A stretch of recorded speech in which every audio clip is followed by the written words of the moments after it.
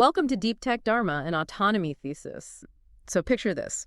It is May 30th, 2024, and you are standing in the heavy, humid air of Sriharikota. Right, which is India's premier spaceport. Exactly. So out on the launch pad, there's this relatively small rocket, but the tension in the control room is just, it's absolute. I bet. Yeah, the countdown hits 0, the engine ignites, and as this vehicle tears its way up into the sky, it isn't just breaking the sound barrier. It is actually breaking 3 historical records simultaneously. 3 records on a single launch. Yeah, exactly. First, it is the very first rocket ever launched from a private launch pad in India. Second, it's flying India's first semi-cryogenic engine. But the third record, and this is really the reason we've gathered this massive stack of aerospace reports and patents for today's deep dive, is what's at the heart of that rocket. Right, the engine itself. Yes, something no one in the world had ever flown before. A rocket engine that was 3D printed as a single piece of metal. Like, no welds, no joints, just one continuous print. Which is just a profound engineering feat. Mm. To truly appreciate that moment, you have to look past the fire and the noise of the launch. Yeah. And really look at the core mission behind our deep dive today. We're exploring the concept of strategic space sovereignty, specifically by unpacking the playbook of the company behind that launch, which is Agnikul Cosmos. Strategic space sovereignty. I think, when a lot of us hear about space startups, we immediately picture billionaires. Right, trying to colonize Mars. Exactly, or like building space hotels. But the sources we're looking at today point to something much more grounded and, frankly, much more urgent. Well, yeah, because space is no longer just this frontier for exploration. It is quite literally the invisible critical infrastructure of your daily life. Oh, for sure. Every time you check the weather forecast or, every time your navigation app reroutes you around a traffic jam. Even ATMs, right? Exactly. Every single ATM transaction relies on GPS timing signals to authenticate. That is all space infrastructure in action.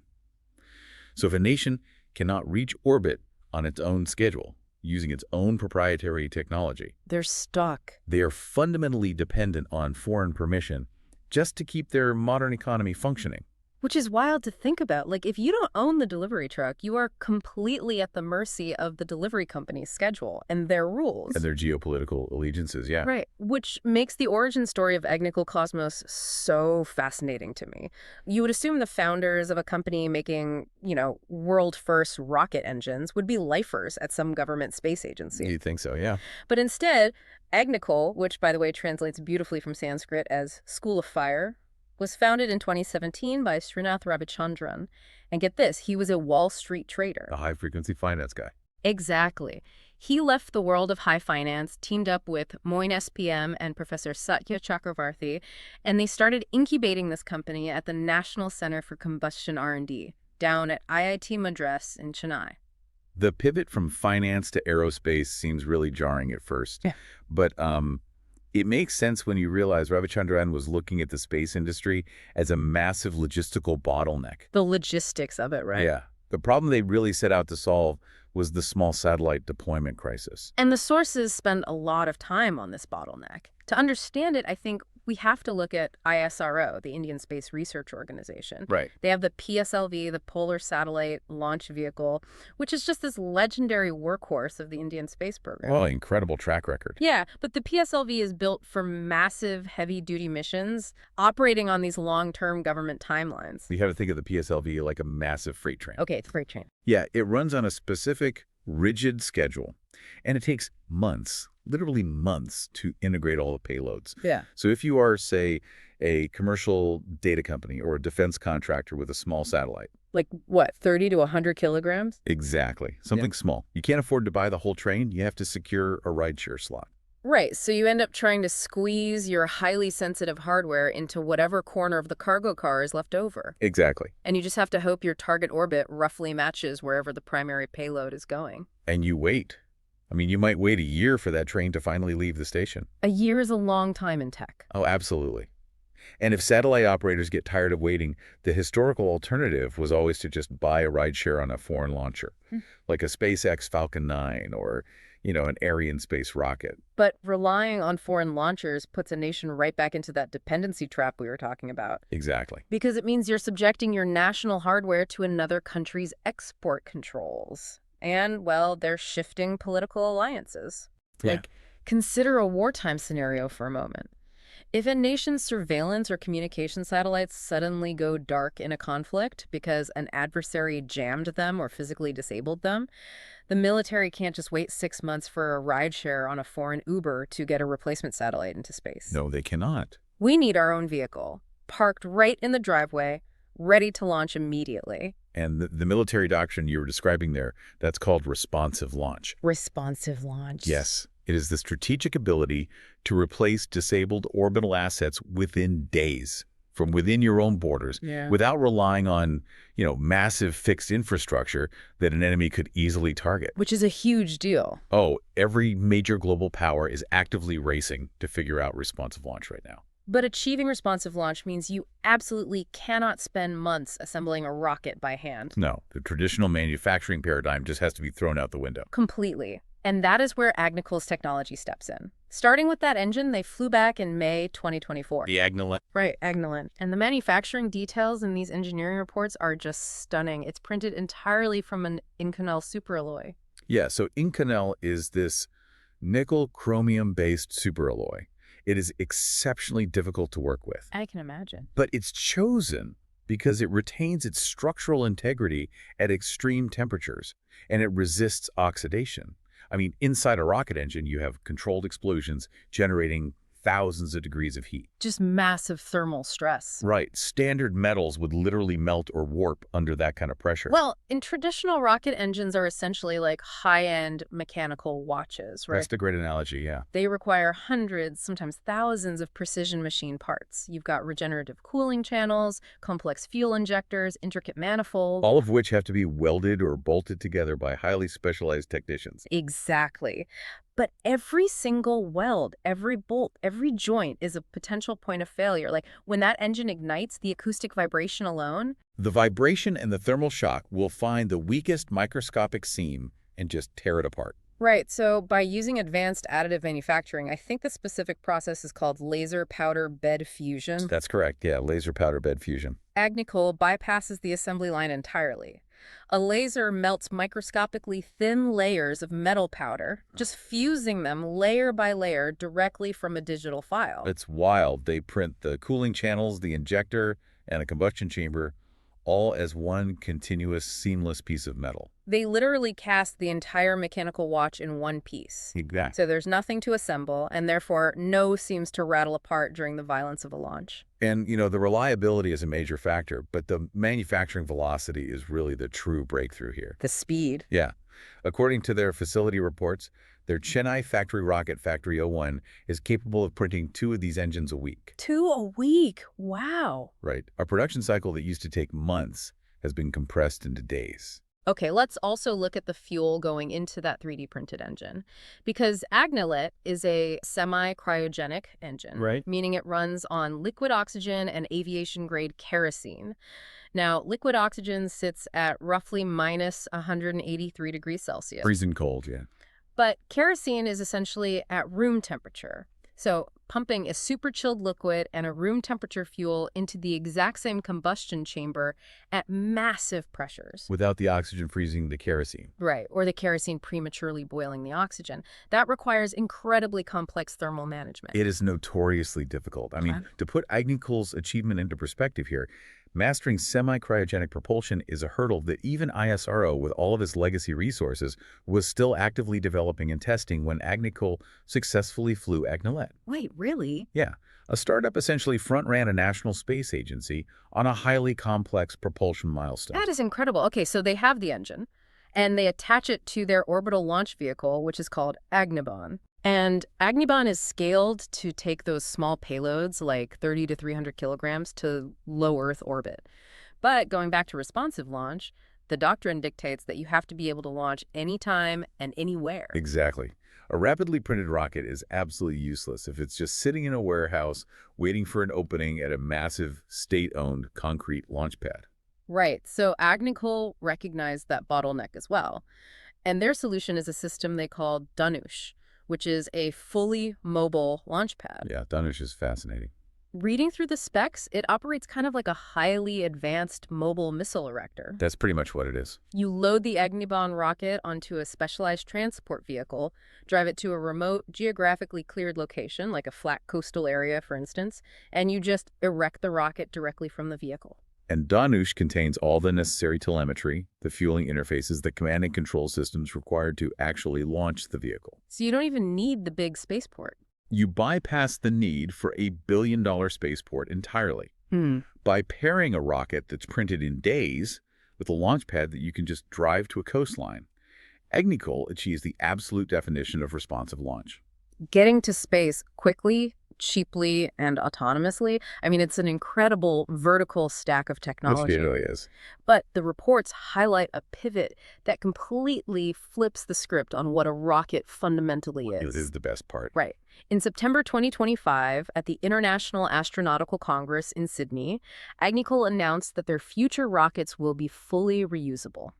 But they aren't merely replicating the SpaceX model. No, because the current industry standard for reusability involves that massive first stage booster pushing the vehicle out of the thickest part of the atmosphere, then separating and landing back on Earth. While the upper stage continues to orbit, deploys the satellite, and then basically becomes orbital debris. Right, it eventually just burns up in the atmosphere, but Agnikul is changing the fate of that upper stage. Their booster will return to Earth, sure, but the upper stage, the segment that actually achieves orbit, it doesn't deploy a separate payload. It converts into the satellite itself. The rocket doesn't deliver the payload. The rocket is the payload. That just blows my mind. They hold patents across the US, Europe, and India for these combined launch vehicle and satellite architectures. And they plan to demonstrate this on their upcoming Flight E02 orbital mission. And from a business perspective, I have to say, this is just a masterful pivot. How so? Because pure launch services are ultimately a low-margin commodity business. Yeah. You're essentially a specialized freight service. Right. And you're perpetually vulnerable to well-funded competitors who are willing to subsidize their launches just to undercut your prices. Just to bleed you out. Exactly. So by keeping the upper stage functional in orbit as a customizable satellite platform, Agnikul transitions out of the freight business and into the orbital infrastructure business. So they aren't just selling the ride anymore. They're selling the real estate once you get there. Exactly. And that brings us to the February 2026 partnership with an Indian cloud computing company called Neve Cloud. Right, Neve Cloud. The objective of this partnership is to host AI data centers in orbit, which, I mean, at first glance, putting a server rack into space sounds like a terrible, overly expensive idea. It sounds totally absurd. Yeah. Until you analyze the major operational expenses of running massive AI models on Earth. Okay, lay it out for me. The primary constraints are power generation and thermal management. Server farms require like gigawatts of electricity just to run the processors. Yeah, AI is incredibly power hungry. And then you need nearly as much electricity to power the massive air conditioning units required to stop those processors from literally melting down. But in low Earth orbit, those environmental constraints just completely flip. Yeah. You have immediate access to abundant, unfiltered solar power because there's no atmosphere or weather to block the sun. Free energy, essentially. Exactly. And for thermal management, space itself is the solution. While space is technically a vacuum and acts as an insulator, if you engineer highly efficient thermal radiators on the hull of your orbital data center, You can vent all that excess server heat directly into the freezing 3 Kelvin background of the cosmos. which is just wild to think about. It is. You achieve a high compute environment powered by free solar energy, utilizing completely passive space cooling. The economics driving this must be substantial. Oh, absolutely. Market analysis in our source stack projects that the AI and space sector will surge from roughly $7.8 billion in 2026 to over $23 billion by 2030. Wow, over 23 billion. Yeah, and Agnikul is positioning its convert to satellite upper stages as the foundational platform for that entire computing boom. The technological vision is incredibly tight. Additive manufacturing for speed, mobile launch pads for flexibility, and convert to satellite upper stages for orbital monetization. It's brilliant on paper. But looking at the broader aerospace industry, the history of private spaceflight is heavily populated with companies that had brilliant ideas and eventually went completely bankrupt. Space is unforgiving. It is. So to balance this deep dive, we really have to look at the tangible hurdles Agnikul is facing right now. Yeah, let's get into the reality check. The first major hurdle is obviously the competitor landscape. Globally, Rocket Lab out of the US and New Zealand has already established itself as the undisputed leader in dedicated small launch vehicles. Right. Meanwhile, SpaceX dominates the broader rideshare market simply because their price per kilogram is literally impossible for a startup to beat. And even domestically, Agnikul isn't operating in a vacuum. Skyroot Aerospace, based in Hyderabad, is a fiercely well-funded rival. Very well funded, yeah. Skyroot actually crossed the Kármán line first with a suborbital launch of their Vikram S rocket back in November 2022. And by May 2026, Skyroot raised another $60 million, pushing them over a $1 billion valuation. Right. So, a skeptic looking at this market might wonder, is the Indian small launch sector truly big enough to sustain both of these companies without them cannibalizing each other in a price war? Well, the concern is valid, but historical precedent suggests this kind of domestic rivalry actually accelerates national capability. Like how? Look at the early dynamics in the U.S. commercial space sector. Intense competition forces innovation, it compresses development timelines, and it organically builds out the supply chain ecosystem. I see. If Agnikul and Skyroot can both reach commercial viability, India rapidly solidifies its position as the third nation on Earth, behind only the US and China, with a robust, competitive private launch sector. Sure, competition might drive innovation, but it cannot negotiate with physics. No, it cannot. The second major hurdle standing in front of Agnikul is the orbital gap. That historic May 2024 flight, the sorted mission, the suborbital technology demonstrator, it was an incredible proof of concept for the 3D printed engine. But it was suborbital. Right. And going up is entirely different from staying up. Oh, entering orbit is an order of magnitude more complex than just crossing the boundary of space and falling back down. Right, because you need speed, not just height. Exactly. To achieve orbit, you don't just need vertical altitude, you need immense horizontal velocity. The vehicle has to accelerate sideways to roughly 17,500 miles per hour. 17,500. Yeah. At that speed, as the Earth's gravity pulls the rocket downward, the curvature of the planet continuously falls away beneath it. So the vehicle enters a state of permanent freefall. Exactly. And achieving that specific trajectory requires the first stage to perform flawlessly, followed by a highly precise stage separation in the vacuum of space, followed by the ignition of the upper stage engine to circularize the orbit. And Flight 02 is Agnikul's attempt to prove they can master those mechanics. Right. But until they achieve clean orbital insertion, their entire business model of orbital data centers remains theoretical. Completely theoretical. And, mastering those orbital mechanics and subsequently mastering the controlled re-entry and landing of a reusable booster requires a staggering amount of capital. Oh, for sure. Reusability is not just a software update. It requires iterations of physical hardware testing, which often involves highly public, very expensive explosions. Right. Now, Agnikul's funding history is strong for an Indian deep tech startup. They've raised over $75 million, including a $17 million round in November 2025 that brought their valuation to roughly $500 million. Right. But when you compare that to the hundreds of millions that companies like Rocket Lab burn through just to reach consistent reliability, it seems likely Agnikul will need significant capital injections just to get through the R&D phase of their reusable architecture. And that intense cash burn of aerospace development highlights why state support is just an absolute necessity for these companies. Yeah. We saw this dynamic clearly in early 2026 when TIDCO, which is the industrial development arm of the Tamil Nadu state government, made a direct equity investment of 25 crore rupees into Agnikul. Which is roughly $3 million US dollars. Yeah. And it is a highly significant signal when a state government transitions from merely acting as a regulatory body or a potential customer to taking an active equity stake in a private space startup. Oh, it changes the game. They are placing a financial bet on the company's survival because the underlying technology is critical to the state. The government recognizes that Agnikul's survival aligns directly with national security interests. Absolutely. The ability to manufacture and launch sovereign orbital assets rapidly is a capability a nation cannot afford to let wither, just due to a lack of venture capital. So when you pull all of these separate threads together, the funding, the manufacturing, the orbital mechanics, you get a very clear picture of what Agnikul Cosmos is actually building. Yeah. They aren't simply constructing a rocket. They are assembling a complete vertical stack of national space capability. At the base layer, they have the manufacturing sovereignty. By utilizing additive manufacturing to 3D print semi-cryogenic engines in a matter of days, they've insulated themselves from brittle, complex legacy supply chains. And then, moving one layer up, They have the infrastructure sovereignty. Right. The Danush mobile launch system frees them from relying on vulnerable, fixed state-owned spaceports. And at the very top of the stack is the orbital platform itself. By converting their upper stages into permanent satellites, they control the real estate. Manufacturing, ground infrastructure, and orbital platforms. It is a staggering leap from a university incubator in 2017 to completely redefining how an entire nation accesses space. It is an incredible technological trajectory.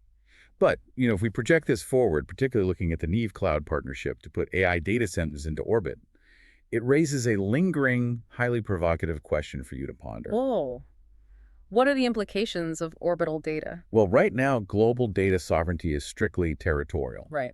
A server farm sitting in Mumbai is governed by Indian law, subject to Indian security protocols. But if companies like Agnikul succeed in deploying a continuous network of data centers and advanced AI computing nodes in low Earth orbit. Moving at 17,000 miles per hour. Exactly. We face a governance vacuum. When a nation's most critical financial data, surveillance intelligence, and AI processing power no longer physically reside within its terrestrial borders. But instead continuously pass over dozens of foreign nations every few hours. Right. Who actually governs the cloud? Wow. We are moving from an era where sovereign territory ends at the atmosphere into an era where orbital infrastructure will be just as fiercely contested as physical borders. Right. The nations that build the capacity to put that infrastructure up there on their own terms will be the ones writing the laws for the next century of human governance. It fundamentally upends our map-based understanding of the world, something for you to think about the next time you look up at the night sky. The stars aren't just getting more crowded, they're becoming the new foundation for global infrastructure. Thank you for joining us on this deep dive. Stay curious, keep exploring, and we'll catch you next time.